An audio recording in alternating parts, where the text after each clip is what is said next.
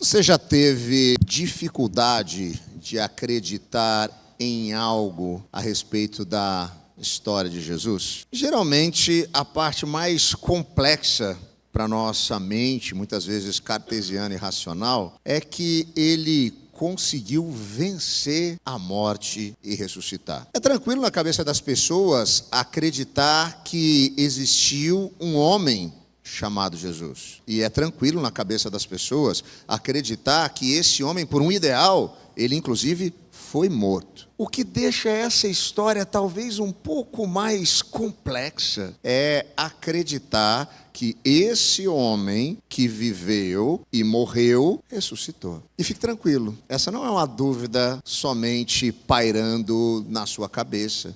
Isso, ao longo da história, suscitou rumores e teorias na cabeça de muitas pessoas. Ao longo da história, diversas perspectivas foram tentando responder a isso. Algumas teorias a respeito desse fato. Por exemplo, uma teoria de conspiração. Os discípulos de Jesus, aqueles mesmos que estavam lá amedrontados e dispersos na sexta-feira, no sábado eles se reuniram e tramaram enfrentar os guardas, roubar o corpo de Jesus, criando assim um fato que seria interpretado como a ressurreição do seu mestre. Muitos ao longo da história propagaram essa visão. A grande questão é que, ao longo dos relatos bíblicos, a gente ouve a respeito dos discípulos, e se você ler com um pouquinho de atenção, às vezes, as dúvidas e a situação deles, ou até mesmo a trajetória de cada um deles, você vai perceber que eles não se mostravam assim tão engenhosos e capazes de escrever um enredo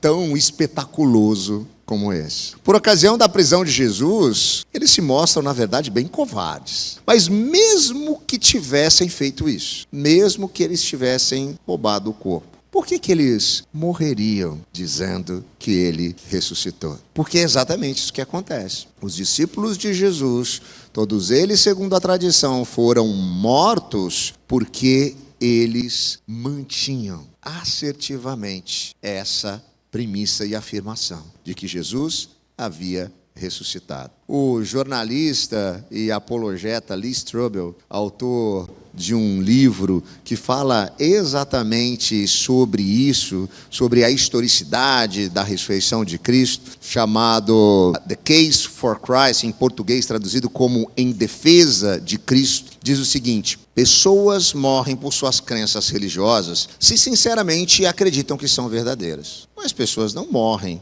por suas crenças religiosas se elas têm a consciência de que as mesmas são falsas. Então, se de fato os discípulos tivessem inventado tudo isso, muito dificilmente eles sustentariam essa mentira até a morte, não é verdade? Então, acreditamos que essa teoria é meio complicada de se sustentar. Vamos para a próxima? Alguns vão dizer que aquilo que aconteceu, na verdade, não passou de uma alucinação. Os discípulos de Jesus, eles estavam tão envolvidos emocionalmente com aqueles acontecimentos que eles foram uma experiência de alucinação coletiva. Todo mundo achou que viu uma coisa que, na verdade, não viu. Bom, se a gente for caminhar dessa direção, não existe qualquer evento histórico que comprove a possibilidade de mais de 500 pessoas terem ao mesmo tempo exatamente a mesma ilusão. Algumas das testemunhas nem estavam no mesmo lugar, nem no mesmo momento, mas relataram as mesmas coisas. Alucinações demandam talvez a expectativa de pessoas que tinham um relacionamento ou criam em Jesus, mas pessoas como Tiago, irmão do Senhor, ou Saulo, que viria a ser Paulo, um religioso que estava perseguindo a igreja, viram a Cristo e passaram a crer. Bom, alguns ainda vão dizer que, na verdade, foi então uma morte aparente. Jesus não morreu na cruz. Ele foi alvo de um desmaio, ele teve um colapso, mas após algumas horas ele recobrou os seus sentidos e ele então saiu da tumba. A gente encontra alguns problemas se pensarmos dessa maneira também. Os relatos da crucificação evidenciam a morte de Jesus, quando o lado dele é perfurado por uma lança, seu corpo produz água e sangue. Relato esse que encontra eco não só no texto bíblico, mas inclusive outros livros históricos. Os soldados romanos que crucificaram Jesus eram homens experientes. Eles quebraram as pernas dos ladrões, eles dão a Jesus vinagre, eles perfuram o seu lado. Dificilmente eles deixariam isso passar. Mesmo que Jesus tivesse sido alvo de um colapso, depois de tudo que ele foi submetido, dificilmente ele conseguiria levantar e se mover. Além do desafio de mover o seu próprio corpo, dilacerado pela tortura que ele foi submetido, ele ainda ia ter que remover uma pedra de dentro para fora e enfrentar os guardas. Opa, está ficando mais difícil acreditar nesse tipo de coisa do que naquilo que a gente vai seguir.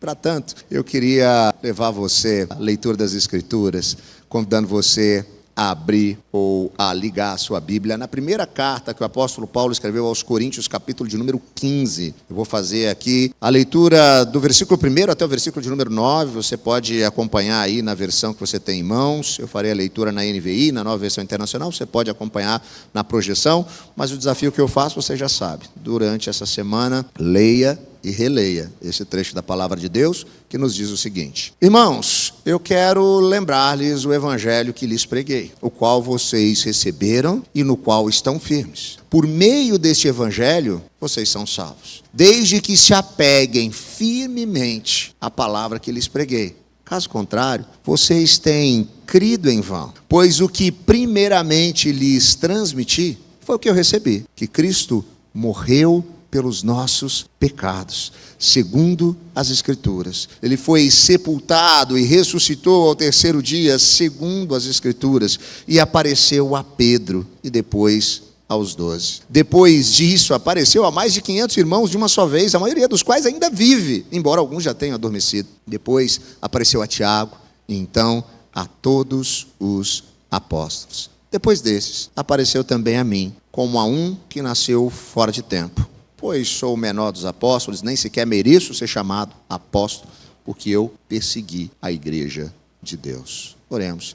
Deus eterno, que a sua palavra venha como uma espada penetrante ao nosso coração, nos trazendo sabedoria, sensibilidade e discernimento para compreendermos aquilo que o Senhor quer fazer em nós e através de nós, no nome de Jesus. Amém e amém. O apóstolo Paulo, nesse texto à igreja de Corinto, ressalta de uma maneira muito intensa as verdades daquilo que foi feito por nós. Ele fala sobre a beleza desse evangelho, que conta a história de que como nós estávamos mortos em nossos delitos e pecados, tínhamos virado as costas, nos rebelado contra o Deus Criador de todas as coisas, mergulhado nesse caos de dor, sofrimento e maldade que o pecado nos traz, era impossível nós encontrarmos um caminho de volta.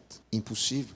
Essa era a nossa condição. Mas por amor, Deus entra na história, na pessoa de Jesus, para fazer por nós aquilo que nós não poderíamos, para pagar uma dívida que nós não poderíamos pagar. Uma dívida de sangue, uma dívida que somente aquele que tivesse o padrão de bondade do próprio Deus poderia ser aceito como sacrifício. Quando nós olhamos para esse trecho das Escrituras, nós percebemos Paulo trazendo para a gente aqui algumas evidências sobre a ressurreição, não como uma teoria, não como uma possibilidade, mas como um fato. Evidências sobre um fato. E a primeira evidência que a gente tem aqui diz respeito aos próprios discípulos. Ele apareceu a Pedro e depois aos 12. Talvez para você hoje essa ideia de Jesus vir, morrer e ressuscitar, o Messias prometido, é aquele que daria a sua vida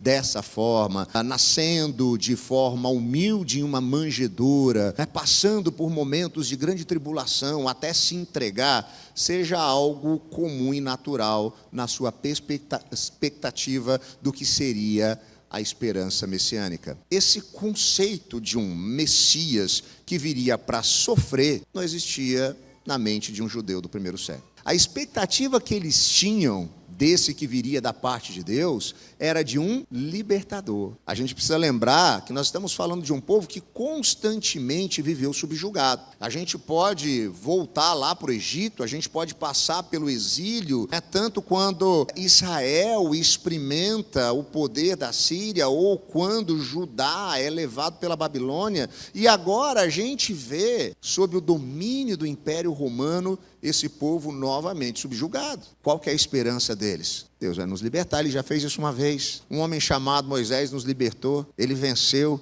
com mão forte o povo do Egito, que era muito mais poderoso que a gente. Ele vai fazer isso de novo. Essa era a expectativa. O Messias que viria como um general, como um líder militar, que lideraria o seu povo nessa batalha e conduziria o seu povo à vitória. Não passava na cabeça deles um Messias que viesse para sofrer e morrer, muito menos que ele ressuscitaria. Os fatos que ocorrem entre a Páscoa, na quinta-feira, quando Jesus é ali entregue, para ser preso e vai ser, na sequência, crucificado, e o terceiro dia após a morte de Cristo, no domingo, eles foram completamente fora da caixa para a teologia dos discípulos de Jesus. Eles não teriam como inventar ou forjar esse negócio, porque tudo isso era uma impossibilidade na mente deles também. Era algo que beirava o impossível para eles também. Além disso, os relatos daquela manhã descrevem a dificuldade dos próprios discípulos de crerem naquilo que tinha acontecido. Pedro, quando ouve a notícia de algumas mulheres que Jesus não estava lá, ele corre para testar, para ver o que tinha acontecido, e ele não encontra nada. Tomé, um dos discípulos que não estava presente na primeira aparição de Jesus, diante dos seus colegas, ele questiona o testemunho dos demais. Os discípulos que estão a caminho de Emaús afirmam que alguns dizem ter visto Jesus, mas eles desprezavam tal testemunho. Nem sequer os discípulos, nessa situação, conseguiam pensar em algo assim, mas eles foram completamente impactados por esse encontro, por verem o Cristo ressurreto. E isso fez algo completamente impactante na vida deles, que os levou a estarem dispostos, primeiro, a disseminar essa verdade e estarem dispostos a morrer por essa verdade. A grande maioria dos discípulos sofre e morre de forma violenta por conta disso. A experiência de encontro com Jesus vivo fez com que eles defendessem essa ideia de tal forma, com unhas e dentes, se mostrando dispostos até mesmo a entregar a própria vida por tal testemunho. A grande maioria deles morreu afirmando: o Jesus crucificado e morto na cruz ressuscitou no terceiro dia e ele está vivo. Mas nossas evidências não param por aí. Não apenas os discípulos, não apenas aqueles que estavam no dia a dia com Jesus, mas Paulo faz a questão de afirmar: vocês ainda têm dúvida? Lembrem-se, nós estamos aqui lendo uma carta do primeiro século, onde esses acontecimentos tinham se dado não há 2000 anos, mas há algumas décadas, e ele vai dizer: depois disso, ele apareceu a mais de 500 irmãos de uma só vez, a maioria dos quais ainda vive. Embora sim, alguns já tenham morrido, mas a maioria vive. O que Paulo está querendo nos dizer aqui? Você está na dúvida? Vai lá e pergunta. Vai lá conversar com eles que viram. Tem um monte de gente. Você quer, eu vou passar o endereço para você aqui, é só você procurar depois lá na lista telefônica. Não tem lista telefônica mais, Você procura no Google e você vai conversar com essa pessoa. A segunda evidência apontada por Paulo aqui é que Jesus não apareceu de forma intimista, exclusiva, para um grupinho pequeno de pessoas. Ele apareceu publicamente, diante dos olhos de mais de 500 pessoas. Ou seja, 5 centenas de pessoas confirmavam a mesma história. Elas viram o Jesus ressurreto diante de seus olhos. A força dessa evidência de Paulo está no fato de que, quando ele escreve aos cristãos que estavam lá na igreja de Corinto, a maioria dessas pessoas estavam vivas, ou seja, era possível confirmar. As novas gerações que não viveram esse fato podiam ir lá e perguntar para aqueles que tinham experimentado. Você já conversou com alguém mais velho com você sobre momentos históricos que você não viveu? Eu gostava muito de conversar com o meu avô, quando ele era vivo, sobre alguns acontecimentos da Segunda Guerra. Coisas, inclusive, que ele contava que me deixavam fascinado. Ele sempre gostava de contar a história daquele navio que foi derrubado aqui na costa brasileira e afundado, e que exatamente 15 dias depois ele estava passando naquele mesmo lugar, e aí ele contava que o capitão contou para eles e mostrou exatamente o lugar aonde tinha sido afundado o navio. Você já conversou com pessoas assim, contando algumas coisas que você não viveu, mas que elas viveram? E elas contam com uma riqueza de detalhes, que você sabe que aquilo foi uma experiência real. Paulo está dizendo isso. Tem um monte de gente que viveu isso, está na dúvida, vai lá e pergunta. Se tiver um desvio, ou acréscimo, ou alguma coisa muito fora da casinha, isso vai ser contestado. Mas não, essas pessoas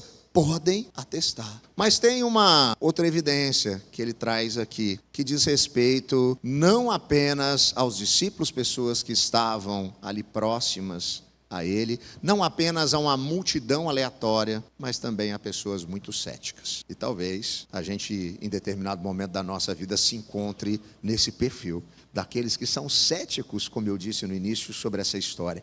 Como assim? Como assim ele poderia ressuscitar? Versículos 7 a 9, depois ele apareceu a Tiago, então a todos os apóstolos. Depois destes apareceu também a mim, como a um que nasceu fora do tempo. Pois sou o menor dos apóstolos, nem sequer mereço ser chamado assim, pois persegui a igreja. Deixa eu contar um pouquinho para vocês sobre essa terceira evidência, que Paulo apresenta dois indivíduos aqui que não eram discípulos de Jesus, muito pelo contrário, que se opunham a ele, ao seu movimento, mas que disseram ter tido uma experiência de encontro com Jesus ressurreto. E diante dessa experiência, eles não só mudaram radicalmente de posição, tornaram seus seguidores dispostos a morrerem por essa mesma mensagem. O primeiro que Paulo se refere aqui é Tiago. Tiago, o irmão do Senhor. Tiago, aquele que escreve a carta que está na sua Bíblia, era irmão de Jesus. E você consegue imaginar o que deve ser crescer em uma família onde o seu irmão mais velho é o Deus encarnado? Eu acho que não deve ter sido uma vida fácil para Tiago. E a dúvida na mente e no coração dele deve ter pairado durante toda a sua trajetória. Como assim? Esse cara está querendo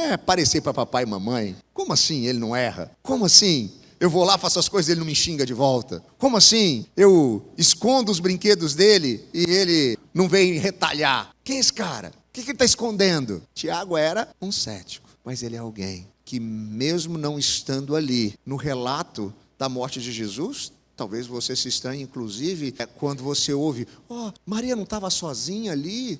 João que foi ampará-la? Cadê o restante da família? Provavelmente, José, pai de Jesus, já tinha falecido e os seus irmãos não queriam nenhum tipo de contato com ele nessa perspectiva. Eles estavam muito céticos a respeito do que estava acontecendo. Mas Tiago é alguém que se encontra com Jesus ressurreto. É completamente impactado e se torna um dos maiores líderes da igreja cristã. O outro é o que nos conta a história, o próprio apóstolo Paulo, que vem de uma tradição altamente religiosa e é alguém que, inclusive, não só era cético, mas que era avesso e contrário aos ensinamentos de Jesus. Alguém que perseguia aqueles que seguiam a Jesus e que mantinham essa mensagem da ressurreição. Paulo é achado entre aqueles que estavam ali durante a morte por apedrejamento de Estevão, que era alguém que sustentava a verdade do Evangelho de um Cristo ressurreto, que tinha morrido pelos nossos pecados. Ele estava ali. Ele era aquele que carregava cartas, o liberando para prender, para que depois fossem mortos aqueles que se apresentavam como discípulos e discípulas de Jesus. Ele literalmente vê a Cristo. Os seus olhos são abertos e ele tem a convicção de que aquele que morreu ressuscitou. Se a gente tem algumas teorias que podem questionar que de fato Jesus morreu e ressuscitou, nós também temos muitas evidências para nos apoiar na certeza de que pela fé, sim, pela fé, nós podemos crer que essa não é uma história, esse não é um conto, mas isso é um fato que aconteceu para mudar o rumo da história e para mudar o rumo da nossa vida. Para a gente pensar a respeito de tudo isso, se a gente caminhar um pouquinho mais no capítulo 15 da primeira carta aos Coríntios, chegando ao versículo de número 17, a gente vai ler o seguinte: e se Cristo não ressuscitou, inútil é a fé que vocês têm e ainda estão em seus pecados. Por que Paulo fala isso de maneira tão incisiva? Porque Jesus precisava ter ressuscitado. Ele não podia só ter morrido por nós. Qualquer pessoa pode morrer por uma causa ou até mesmo por outra pessoa, não é verdade? Quantos relatos a gente tem de pais e mães em momentos assim de um grande temor, de um grande terror em se entregar pelos seus filhos, por exemplo. Agora, ressuscitar aqui é tão importante por quê? Porque Jesus é aquele que entra na história para fazer por nós o que nós não poderíamos. Pagar preço por uma dívida que entra na história por conta do pecado. A sabedoria bíblica nos diz que o salário do pecado é a morte. O pecado entra na história e aquilo que nós mais tememos se torna uma realidade. A dor da perda, da separação, saber que os nossos olhos fecharão aqui para a história. Isso passa a existir. E a gente não tem como lidar com isso. Porque a dívida que nos levou a essa condição é impagável. Nós fizemos a opção de nos desconectarmos de Deus e vivemos isso como humanidade. Como ser trazido de volta? Nós, seres humanos, podemos pensar que se fizermos coisas boas, se tivermos algumas posturas religiosas, Deus vai olhar para nós e vai dizer assim: olha que pessoa fofinha, boazinha, vou dar uma chance para ela. O que a gente não entende é que o padrão de bondade de Deus é o próprio Deus, que é completamente perfeito. Eu e você nunca vamos atingir esse padrão. Não vamos. É impossível para nós. Então, os sacrifícios que aconteciam, por exemplo, no tempo de Jesus, em todo o Antigo Testamento, dos animais, eles eram um prenúncio do que aconteceria. Mas eles nunca eram suficientes para aplacar essa ira e para quitar essa dívida. O sacrifício perfeito precisava ser não um animal, um cordeiro, um passarinho. Ele precisava ser um ser humano. Afinal de contas, foi por meio da humanidade que o pecado entra na história. E mais, ele precisava ser perfeito diante do padrão de Deus. E somente Deus pode ser perfeito. Jesus entra na história e vive sem pecado. Se ele não pecou, se ele não errou, se ele tinha o padrão de bondade de Deus, logo, ele não deveria morrer. Não é verdade? E é exatamente isso que acontece. Quando a morte chega, ele vence a morte. Porque se o salário do pecado é a morte, se onde há pecado há morte, onde não há pecado, a morte não pode prevalecer. Jesus vence a própria morte. Ele toma o aguilhão da morte e ressuscita ao terceiro dia. Por que isso é fundamental para a nossa fé? Por que Paulo está dizendo que se isso não aconteceu, a gente crê em vão? Porque essa é a prova de que Jesus era o sacrifício perfeito e que Deus aceitou esse sacrifício e que nós agora também podemos ser perdoados. Ele realmente era quem ele afirmava ser. O próprio Filho de Deus. A segunda pessoa da Trindade, aquele que entrou na história para nos reconciliar consigo mesmo, nos reconciliar com o Pai. O seu sacrifício feito por nós como Cordeiro de Deus foi plenamente aceito e, consequentemente, os nossos pecados, as nossas falhas foram perdoadas e as nossas culpas foram retiradas de nós. A morte, imposta como uma maldição sobre toda a raça humana, foi vencida. Logo, agora nós temos a plena convicção de que a última palavra não é a morte, mas é a vida, e vida eterna. Quando os nossos olhos, enfim, se fecharem para a história, eles se abrirão para a eternidade. O ressurreto Jesus Cristo enxugará dos nossos olhos todas as lágrimas, e nós viveremos eternamente ao seu lado. Deus deu então ali o start para fazer novas todas as coisas. O reino de Deus se estabelece a partir de Cristo.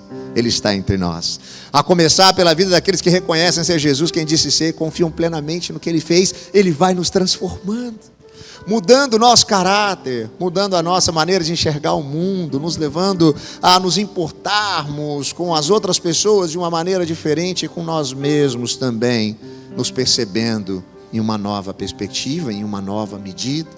Nos concede um ministério da reconciliação e nos leva a sermos arautos dessa mensagem.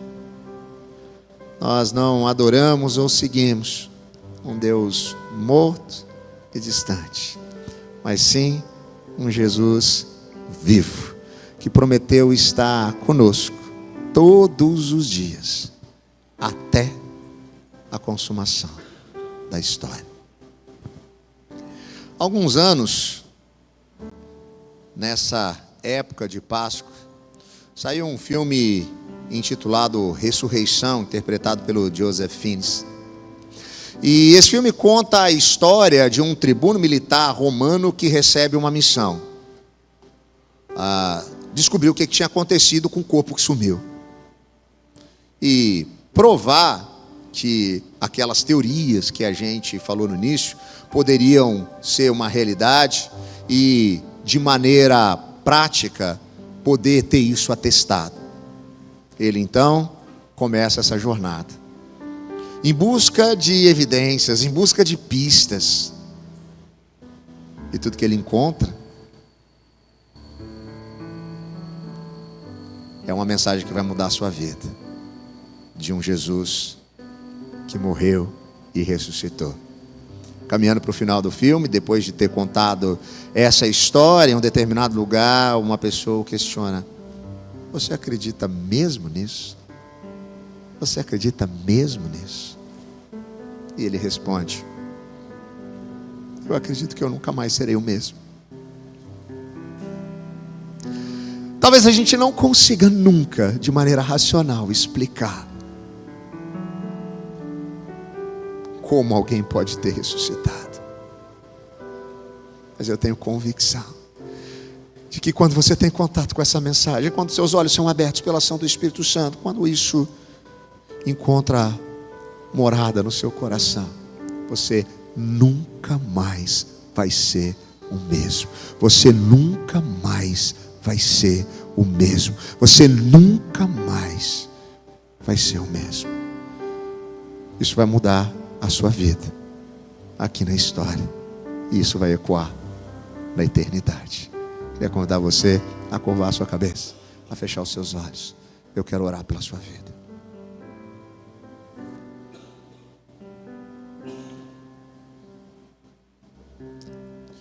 Deus poderoso e eterno, te damos graças por tão grande amor, Pai. Amor revelado em Cristo Jesus e naquele sangue derramado naquela cruz.